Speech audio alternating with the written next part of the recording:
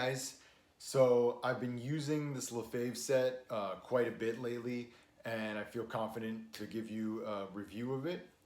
So just like overall with the set in general, there's kind of an overall thing that applies to every piece of the set, and that is that I would say that the set is good at things, but not great. Like it doesn't stand out. Nothing really in the set stands out as doing one thing really well or as being like revolutionary in some aspect or some piece of technology or whatever.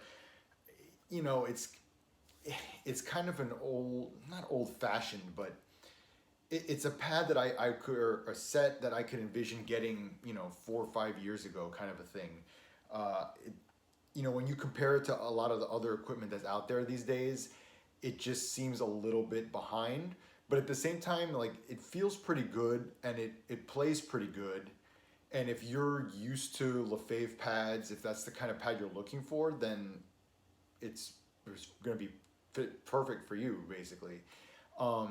I just wasn't really like super impressed at any one thing. Like I could use the pads. I played pretty well in them. Like if I had to use them in a game or something, like I didn't choose to use them in a game because I still feel personally that my Vaughn set I perform a little better in. But like if I had to use them in a game, it wouldn't be the biggest deal in the world. Like I don't feel like as uncomfortable as I have in other things that I've tried. I don't feel like it's necessarily inhibiting me doing certain things, but at the same time, I don't feel like it's necessarily helping me do certain things also. I'll get more into that with the review. But yeah, so just in general, I feel like it's a solid effort from Lefevre, but I feel like, there's things they could do. They could do like a refresh of the line, really, is what it needs. Make it a little more modern, you know, um, at the same time, with the split from CCM, this really wasn't like a new line for them. It was basically the CCM eFlex 4 pad, but just labeled under their Lefevre name. So, it wasn't really a new pad from them. It's basically just the CCM eFlex 4 line. And I think probably like more of their ingenuity and trying to come up with new things probably went more with their what is it, the 20.1 line, which is kind of like their version of the Axis from the split with CCM. So there's a lot of design things that stayed the same, and CCM calls theirs the Axis. Lefevre calls theirs the 20.1 line. So I think like maybe they probably paid more like attention and stuff to that line, and with the 12.1 line, it kind of feels like maybe it was like a little bit of an afterthought for them. Like they just figured we'll just put out the same thing we've been putting out, and maybe they kicked the can down the road as far as like coming up with new things for it. So let's get into the various different parts of the set. So I'll begin with the leg pads.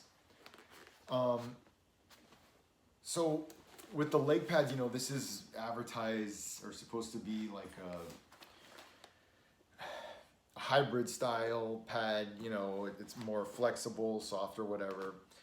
I think they really need to, or people need to kind of differentiate when they say, or when they're talking about flexibility in a pad, or like how much they bend basically versus like softness. I don't think it's the same thing. So because like you can have flexibility or bendiness in where the brakes are in a pad, but the core of the pad can still be pretty stiff. So you wouldn't really say it's a soft pad if you understand what I'm trying to say. And that's kind of what it is with this.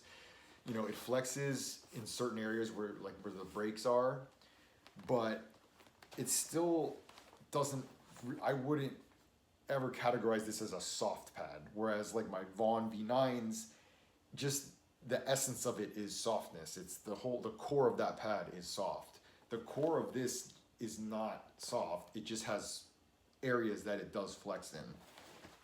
So that's how I would describe this pad. So if you're actually looking for a pad that's like soft to its core, you might not find what you're looking for with this pad.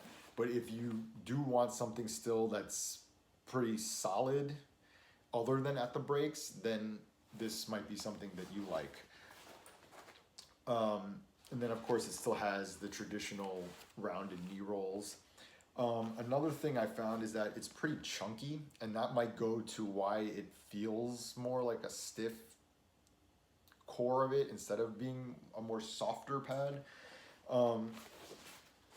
So the thigh rise part isn't really that thick.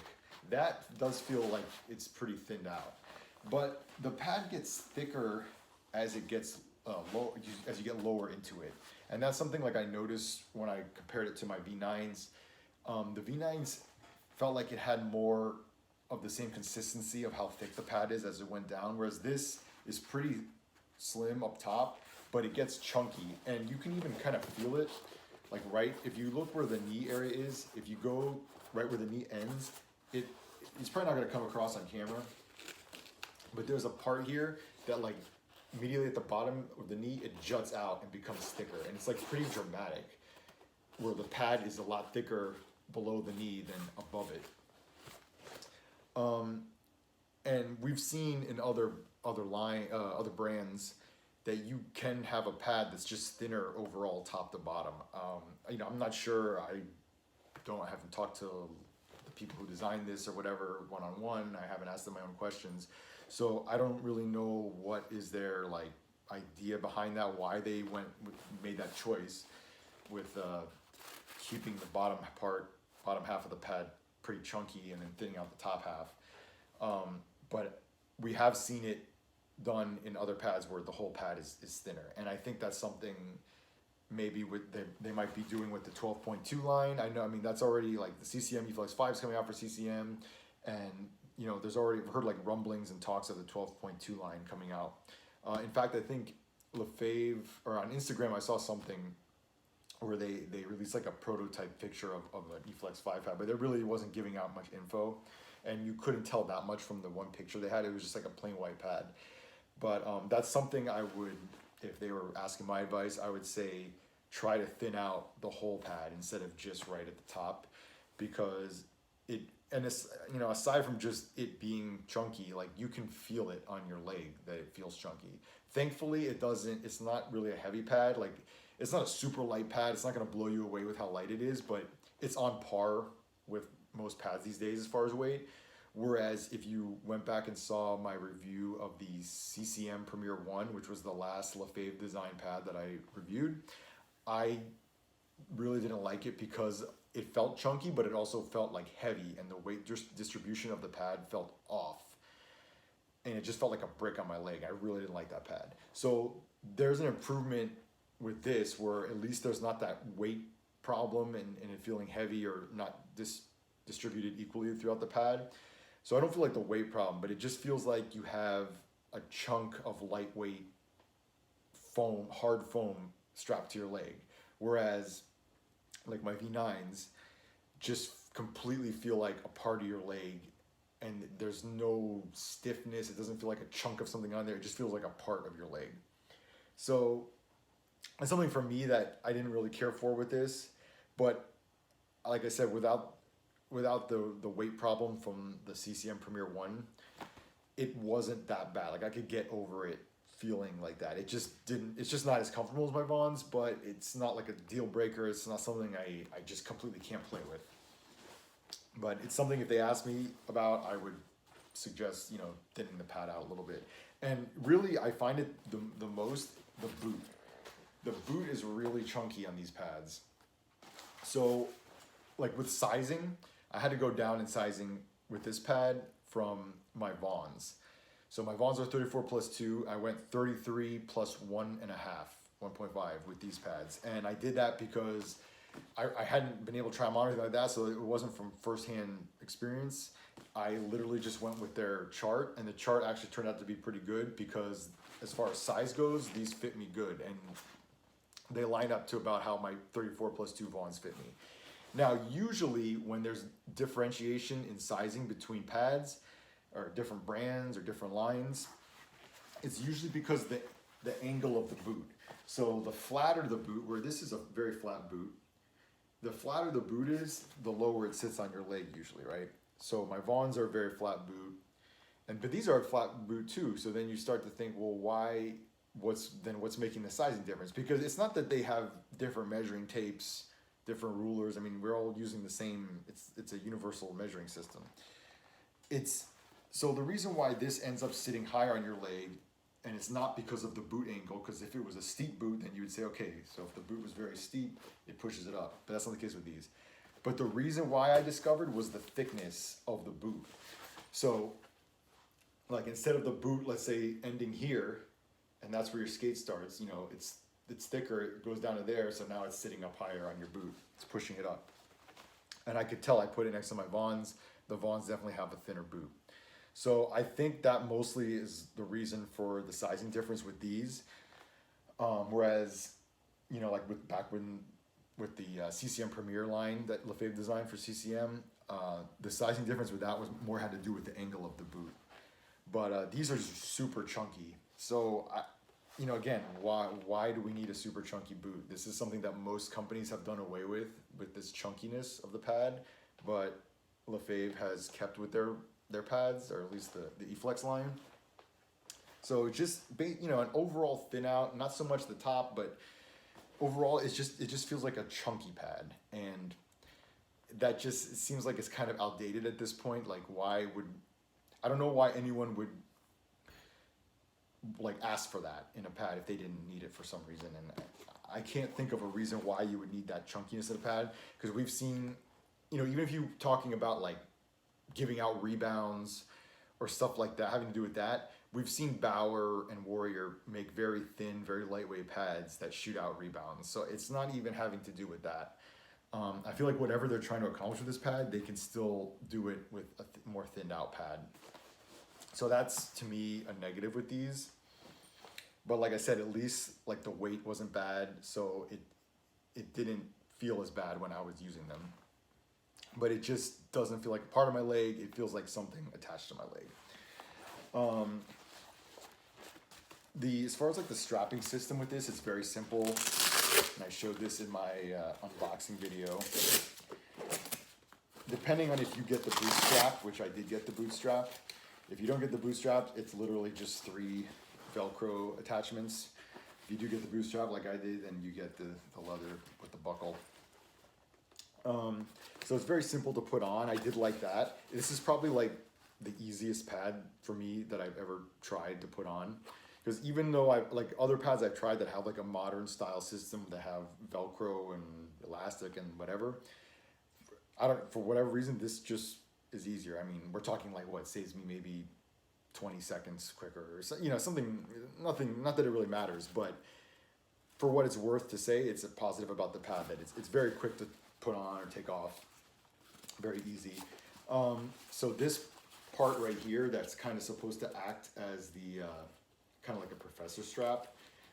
I feel like they could maybe improve that a little. I don't know, it doesn't seem to work as well as the professor strap on like the Vons or some of the other ones I've used. I don't know if it has to do with some kind of a patent that they can't copy that, which I don't think that's the case, because I've seen different brands that their professor strap looks basically the same. So I don't think it's like an issue where they're not allowed to. Maybe they just didn't want to seem like they were copying it, or they wanted to try to do their own thing. But I mean, it's not bad, but it's just not as good as other pads professor straps that I've tried on. But it's okay. But like I said, it's just very simple. So you just attach that. You know, you bring this across the calf, and then you attach this, and boom, you're good. And then if you have the bootstrap, then you attach that. So it's very quick. It's very easy. That's another positive about this pad. The bootstrap, I found that if you are somebody who uses the bootstrap, this is probably not going to even apply to most of you, because I'm one of the few that's still using this. But it seems like it's attached a little down lower on the boot than other pads I've used. Like in other pads, I feel like this would be maybe attached here, but in this pad it's attached here, and same with the other side. It's just attached kind of lower. So I know they ask you when you're ordering custom, if you get the bootstrap, there's the option, or you tell them like if you attach it under your skate or behind your ankle, like with the Lundy loop on your skate. So I'm thinking if you were to tell them that you do it behind the skate, maybe they change the position of this and put it up more to better fit with that. But even with it being under the skate, like other pads that I've used that have it set for being under the skate are not this low on the boot. So you might have to like wear it looser, or you mean you can adjust for that by just how tight you strap it. But it's just, I don't know, something that kind of struck me as a little odd that it's lower than just about any other pad I've used that has a boot strap still. But I dialed it in to where I needed it, and it ended up working fine. The toe attachment, as I said in my unboxing video, this is a third party. This is a Kova toe tie. So this is not something that you can get with the pads. I just ordered the pads with the skate lace because I knew I was going to remove it and attach these anyway, so I really didn't care. So I just got it with the skate lace attachment. But they offer their own like bungee system and other system. I can't speak to it because I didn't use it. I really like the Kova ones, so I put these on all my pads now. As far as like how they performed, like I said, I felt like I still play better in my Bonds, but I played pretty good in these. I had people telling me that I was playing pretty good in these. It was just, and like if you watch me, like I filmed some of my stuff with GoPro and whatnot. If you've seen my other videos where I show like highlight videos of myself, I use the GoPro, and like if you're just watching, you probably can't really tell if you're a third person watching me play, that there's really much of a difference between me playing with these or me playing with my Vons. But like I can feel it as I'm playing, right? Like it's just certain things that maybe I have to think about with these that I don't have to think about with the Vons, or like where the Von might effortlessly do one move with this. It's not that I can't do the move, but it makes me think about it when I'm doing it. I don't know if that makes sense to you, but it's just more, it feels like a slightly more work to do stuff with these pads, just because it's not as comfortable and not that soft core that I really look for in a pad personally. Now I got their Lefevre sliding material on this. I think they call it like the Fast Glide. And I really am not impressed with it at all. I believe at this point I've used basically all the major manufacturers' sliding surfaces that they use, and this to me is the most unimpressive of any of them. I don't really feel like it does anything, whereas like my Vons, I actually do feel like their quick slide does make a difference. Not that it's the end all be all or you can't play without it, but I do feel that it's improves sliding enough that you can actually tell. I feel like Bauer's material that they use on their landing surface is pretty good, that you can actually tell. Brian's I wasn't that impressed with, but it wasn't bad. So I would say this is kind of like on par with that. I basically don't feel like it's really any better than if you use Gen Pro or some generic material. And the thing is with this Fast Glide materials, they only offer it in white. At least when I ordered it, they did. I don't believe they've changed that as of now. But yeah, so you could only get it in white, which to me didn't make a difference because I was going with a mainly white pad anyway.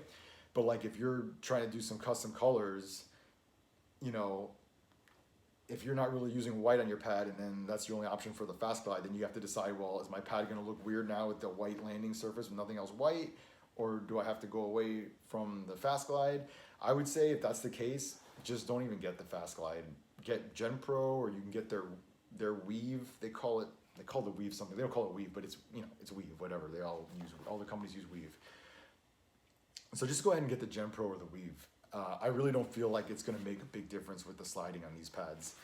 And like my first time ever using these, they flat out slid bad, but it was also on bad ice. But the thing is with this, special sliding materials is that's what they're supposed to help with, right? It's supposed to be so if you're on bad ice or not ideal conditions, it'll help with the sliding. And this just slid really bad on the first time I used it on bad ice. Subsequently, I used it on better ice, and like I said, then it just felt kind of like a regular Gen Pro sliding ability, whatever. It wasn't like I couldn't slide, but it wasn't as good as my Vons. Like there were some times where in my Vons where I could do like a complete cross crease slide very easily, where with these, I would have to do like an extra little mini push at the end to get from point A to point B. And again, like, it depends on the ice. The better the ice, the better this will slide. But then that's not really saying much for the special sliding material, right? If it's dependent on the ice. So yeah, if you're ordering and you don't want white, then just get Gen Pro, Weave, whatever. Don't think it's a big deal if you don't get their fast glide stuff. I'm unimpressed with it myself. What else? So yeah, this being, the type of pad it is, rebounds are what you would expect from this type of pad. It's okay. They're not shooting out like a Bauer pad would do it. It's whatever. It's what you've come to expect from this type of pad. Another thing, like if they asked me what I would change about this, and it's what Vaughn has already changed, is with the knee rolls. Actually, you know what? They did change it. So let me just give them credit for that. That picture I was talking about earlier that I saw on Instagram, the knee rolls are now flat. So that's something that is good that they changed from this.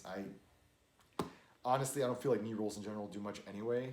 So the fact that, you're probably adding weight, granted a little bit, but adding weight or whatever by bulging them out more doesn't even make sense because they're not really doing much anyway. So they flattened out the knee rolls, kind of similar to what Vaughn did a few generations ago with their line. They've been putting out with their Velocity line flat knee rolls in the front. They're basically like faux knee rolls at this point. So they actually did do that, but that's what I would have told them if they asked me anyway, because I really don't feel like there's a need for these big bulging knee rolls. So yeah, just in general, I think it's not a bad pad, but it could definitely use a refresh. It seems a little stale. Seems like something you could have got a few years ago in a pad. So, but that being said, there's just like that feel good comfort factor of what you know. So if you're just a guy that's been using pads that were designed by Lefevre for years, whether it had been under CCM or Reebok or Coho, whatever, you've probably grown comfortable with how their pad feels, and then you would like this. If you like never used a Lefevre pad or have barely used a Lefevre pad, and you're coming from something else like a Vaughn or a Brian's, or especially like if you've been using the current Bauer stuff or current Warrior stuff, and then you try to use this, you're probably not gonna like it at all, because like I said, it feels like something older, and it's like you probably feel like you're going backwards as far as like technology and stuff in a pad. So it just kind of really depends on what kind of goalie you are, what you've become accustomed to. But compared to like other stuff I've tried, like that's newer technology, that while it had some things that were impressive as far as the technology side, I felt on those other pads that I just couldn't even use them because they just didn't feel good. They felt too uncomfortable, too stiff, whatever. So at least with these, like I said, I could actually use these pads. It's not a big deal. I played pretty good with them. I still would rather use my Vaughns if I'm looking to play my absolute best, but they're not bad pads at all, and I can definitely use them. I just think, personally, there's better options you could go with, and especially since these are, I think Lefevre is probably the most expensive pad out there right now. I mean, it's not a big deal. I think the whole set was maybe like a couple $100 more than my whole Vaughn set, but still, it's more money. So, and you're not getting something that, at least to me, is better. So, if you're very used to these pads or Lefevre style pads, you're probably gonna like it. It's the same stuff you've been accustomed to. If you're coming from something else, I would say maybe don't go with Lefevre. You might not like them. So I guess that's pretty much it as far as the leg pads go. So we will move on to the blocker, which, if you watched my unboxing video, was kind of what I like the best, just because I have used Lefevre design blockers in the past and was impressed with them in the past.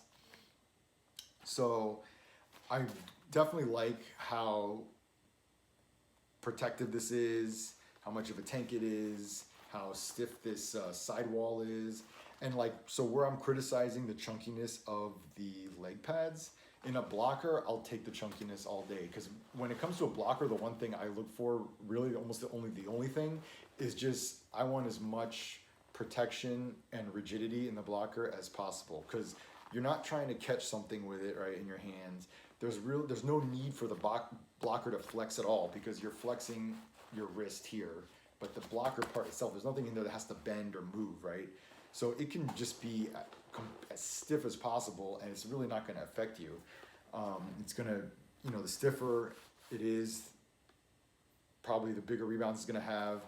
You know, the thicker it is, probably the more protection it's going to have. So like, give me that all day. Whereas I don't like it in any of the other parts of my gear, but the blocker, give me that all day. So as far as that goes, this blocker is excellent. If you watched my unboxing video, you noticed, or you heard me say that the palm felt a little funny, like the feel of it, the fit of it when I put my hand in.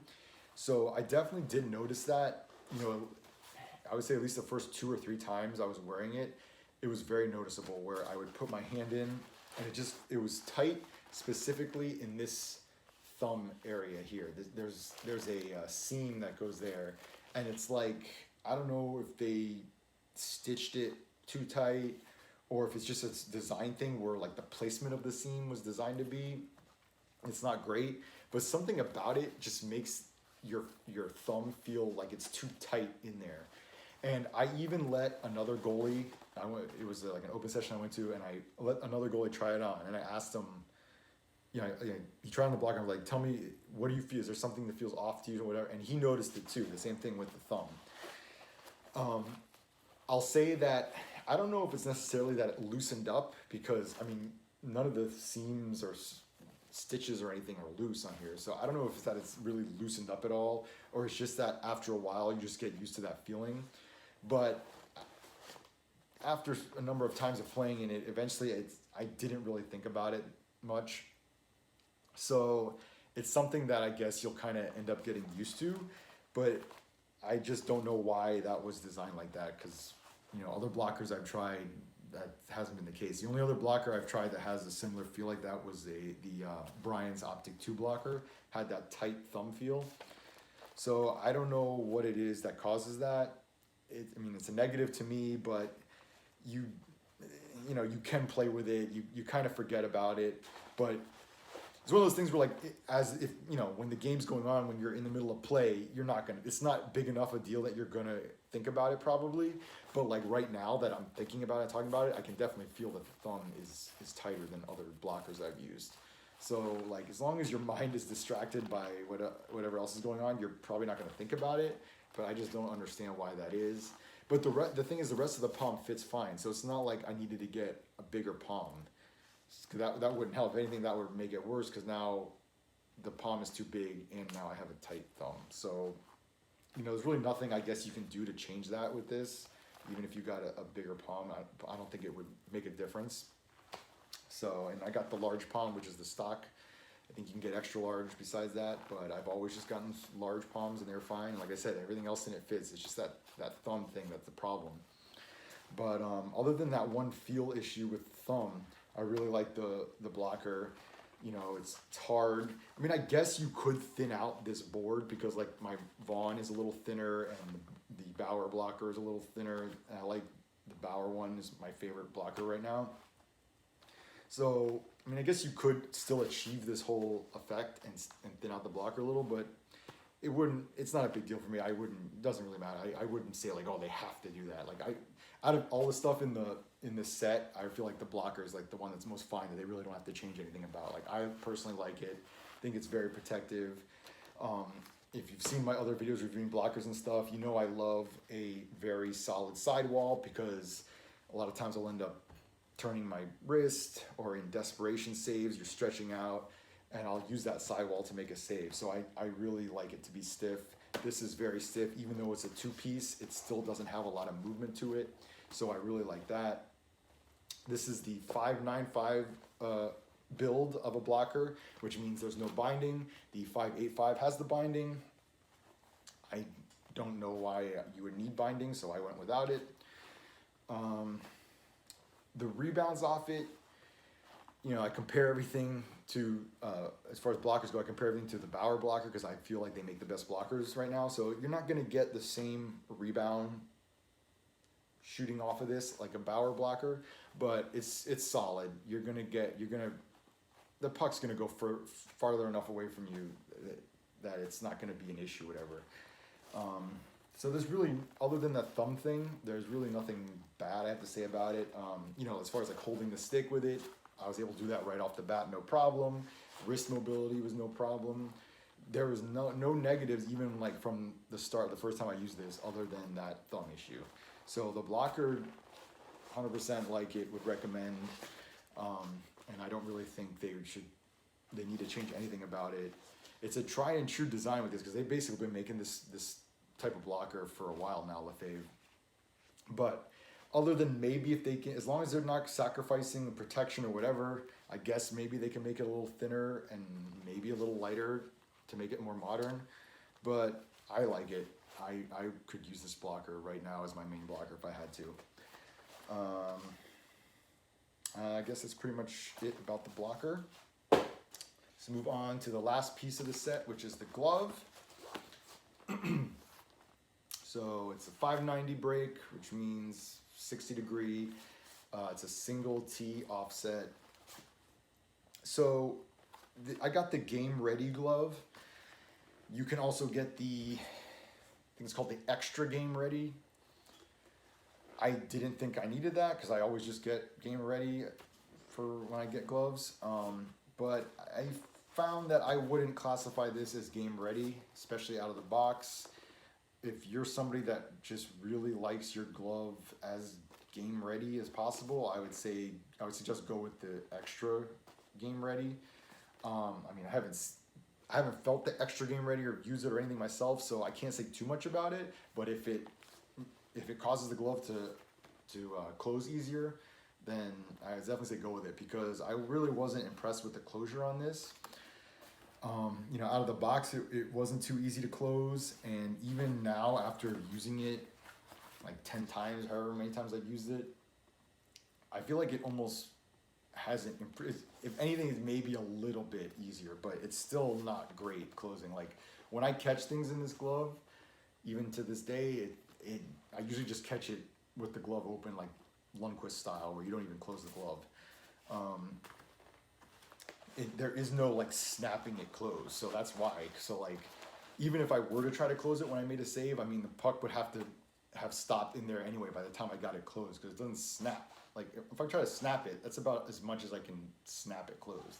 Now if I put, you know, all my effort into it, I can get it like that.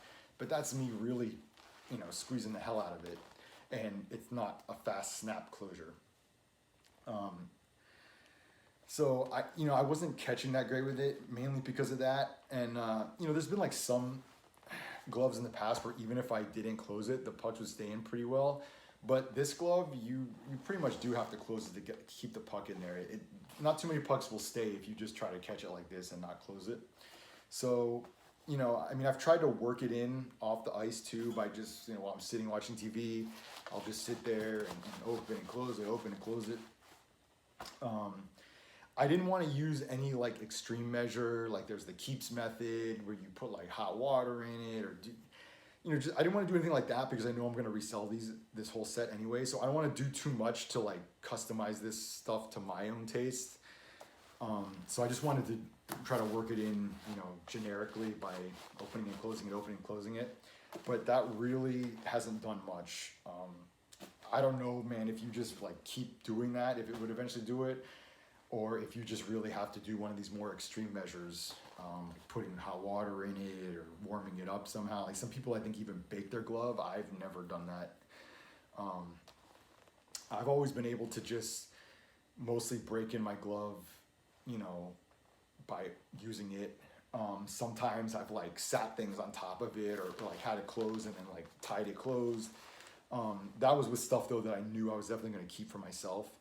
But like I said, I don't want to do too much stuff to break in these things to my specifications because I'm going to resell them. But yeah, this glove doesn't seem like it breaks in very easy. So that's not great to me. But it feels all right on my hand. Like, I like the break angle. It's just that it doesn't close that easy, but it feels pretty comfortable. I like that 60 degree, that 590 break. So that feels good. I mean, it's definitely protective. Like, again, like with pretty much everything else in this set, it's chunky. Now, is the chunkiness what is causing it to not close good? maybe that could be part of it. But like for instance, warrior gloves, like when you look at them and when you feel them, they're very light, but they are chunky. They feel very chunky, but they're just super light. But warrior gloves might be the best closing out of the box glove I've ever tried. Like it'll just snap shut out of the box. So that proves that you can have a chunkier glove and it still closes pretty good. So I don't know if that really is the issue with this or what, but it is a very chunky glove.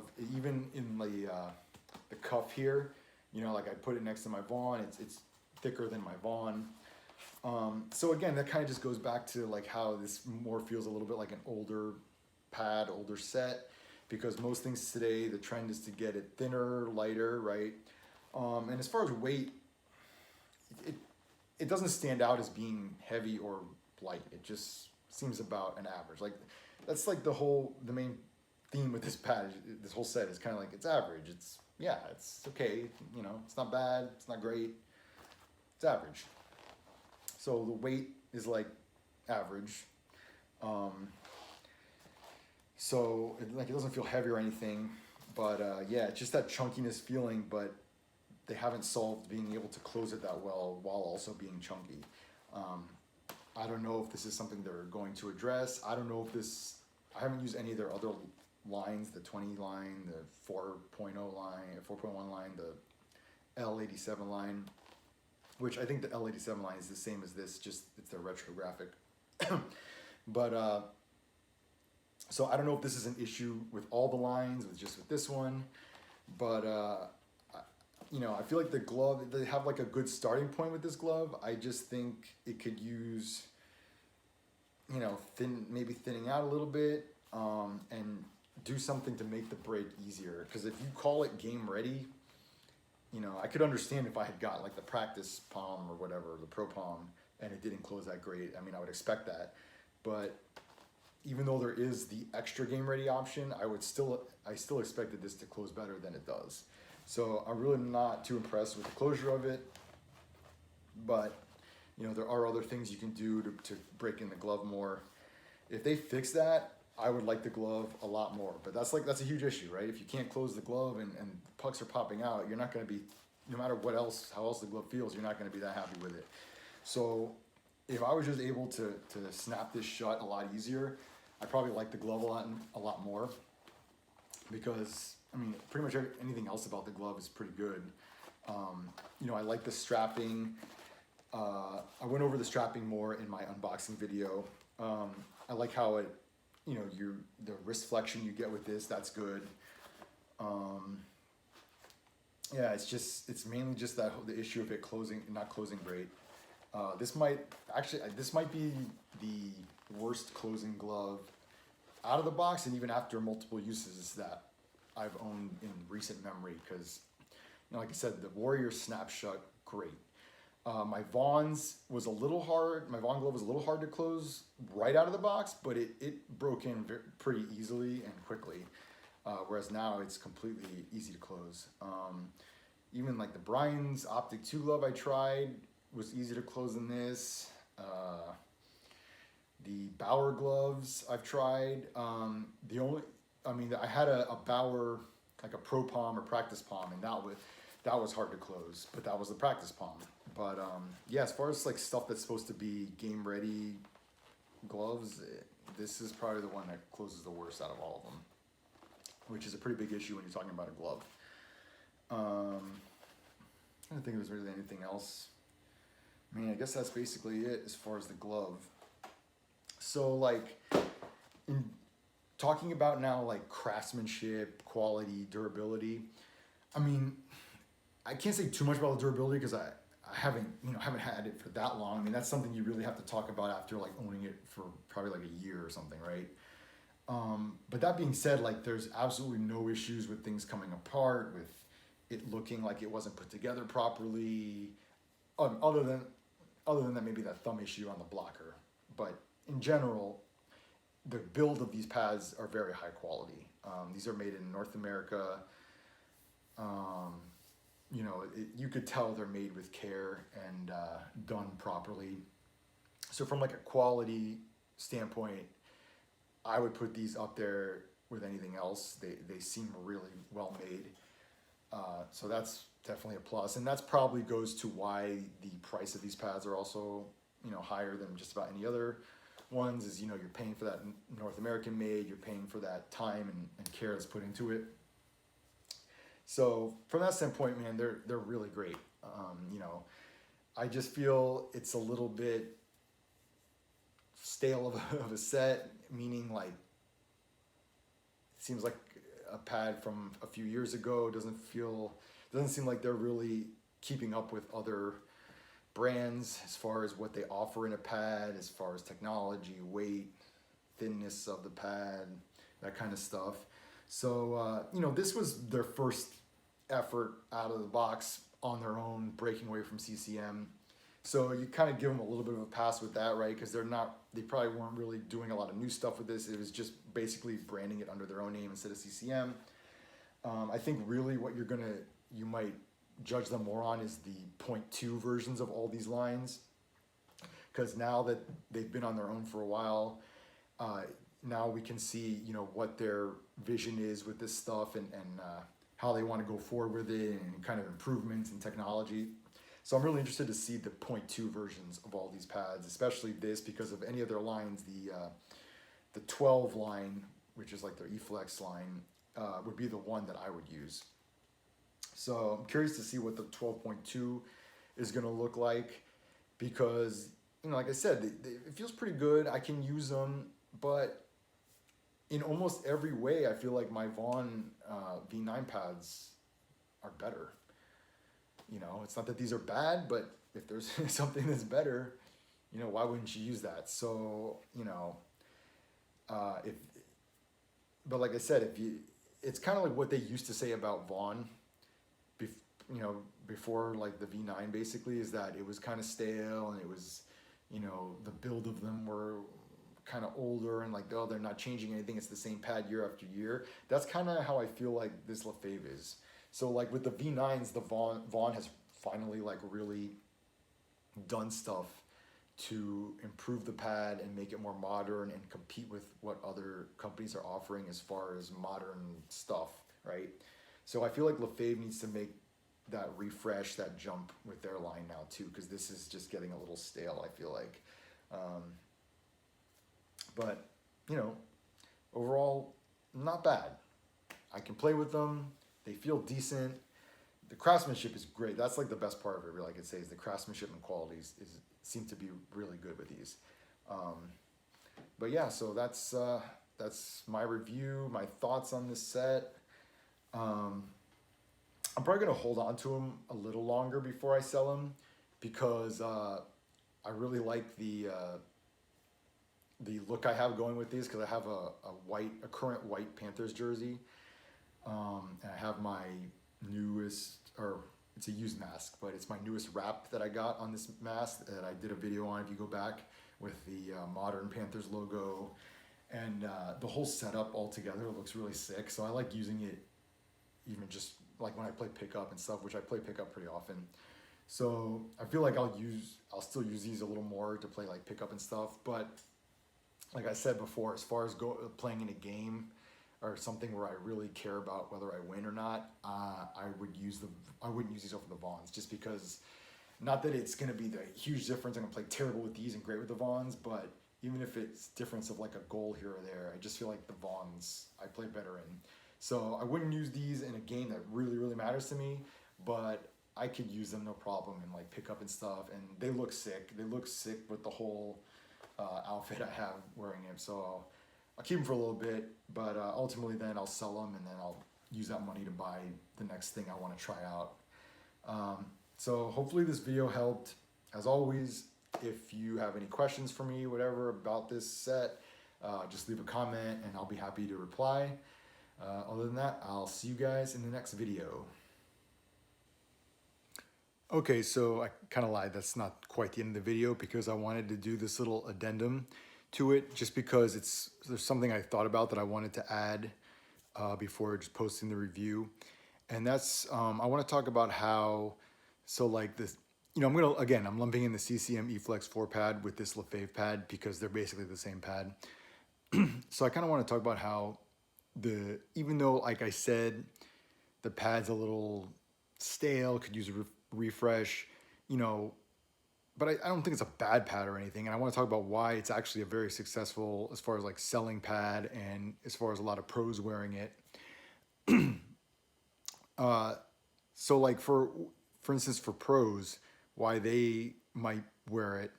A lot of guys that are very successful, not even just NHL, but AHL or just other high levels, they tend to want to stick with what got them there, what they're used to. A lot of guys are like resistant to change. Um, you know, it's very hard to get them to try new gear or to get them to switch into something new. So, Lefebvre's a legendary company that's been producing gear that they probably grew up using and that they had been using up into that got them to where they are now. So they figure if that's what got them there, why would they want to change? So that's like one reason that a lot of pros use it. Then there's also like when it was with CCM, there's sponsorship deals, stuff like that. But I mainly feel like it's just a comfort factor with a lot of them, why they like it. Like I said, it's just something they're used to and they feel like they're successful with it. So if you're successful with something, don't change it. And so then like how that also kind of affects the retail market and why it's the eFlex 4 pad has been a very good selling pad. I really don't know about like now that they're just producing under Lefebvre. I haven't seen like sales numbers for that, whatever. But I would assume it's not far off, like I said, because it's basically the same pad. But so like kids and even some adults, they're going to want to just use what a pro is using a lot of times. So just by seeing a pro use something, they'll just want to buy it and use it because of that. So that's part of it. But I also think that there is like a place in the market for this pad. Even though, like I said, personally, I think there are better options depending on what kind of pad you want out there.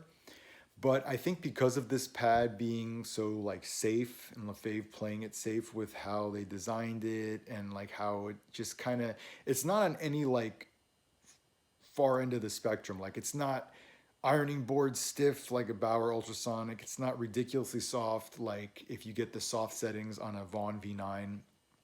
It just sits in that middle area where it's not so much one thing, so much another. It kind of, so in that way, it kind of can appeal to a wider variety of people as far as something that they would use and think, oh, this is pretty good, I can use it.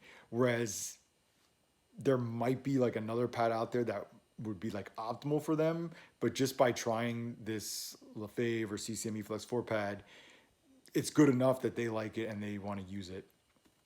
And like a situation I could think of that I would actually even maybe recommend the Lefebvre pad or like a CCM eFlex 4 pad would be for people who live in an area like me. I live in South Florida where they really don't have access to different pads. They can't see them in person. They can't try them on. And if they don't, like me, I'm willing to, kind of use my own money to, I try for the most part to buy used stuff, but sometimes I buy brand new stuff. So obviously it's pretty expensive. I'm lucky enough to have enough disposable income that I can have like an extra set to try stuff besides my main set. But a lot of people can't. And if you're living in a place where you just don't have access to try the gear, you have to kind of just choose something based on, online reviews or whatever you can gather, like secondhand information, online information. So it's kind of, you're kind of just hoping to get lucky in that situation that you, just by what you hear, what you research, that you pick the right pad for you. So if you're in a situation like that, and especially like a goalie parent, where not only you might not know what to get, but if you have a young kid, they might not know what to get or what they really want. in that situation, I might just flat out recommend like a Lefevre pad or CCME Flux 4 pad, just because I feel like they're probably not going to hate it, at least like they could at least use it. So you're not going to risk spending a lot of money on a set or on some pads, and then you or your kid just absolutely hates it, and you find out you just can't use it because it's so bad. Like I don't really think most people would hate these pads, you know, whereas yeah, if you were to be able to try every single pad out there, you might find a different one that is just perfect, completely optimal for you. But at least with the Lefevre pad, um, you're at least not going to hate it, and you're at least probably going to be able to use it. I would say most people would feel that way about it. So it's like, again, it's a safe pad. So that might be an option you want to go if you're in that situation where you just don't know what to get and you don't want to risk getting something that you're really going to hate. So yeah, this was just like a little something I thought of after I had filmed my main review that I wanted to add on at the end. So now this is the real goodbye. I'll see you next video. Bye.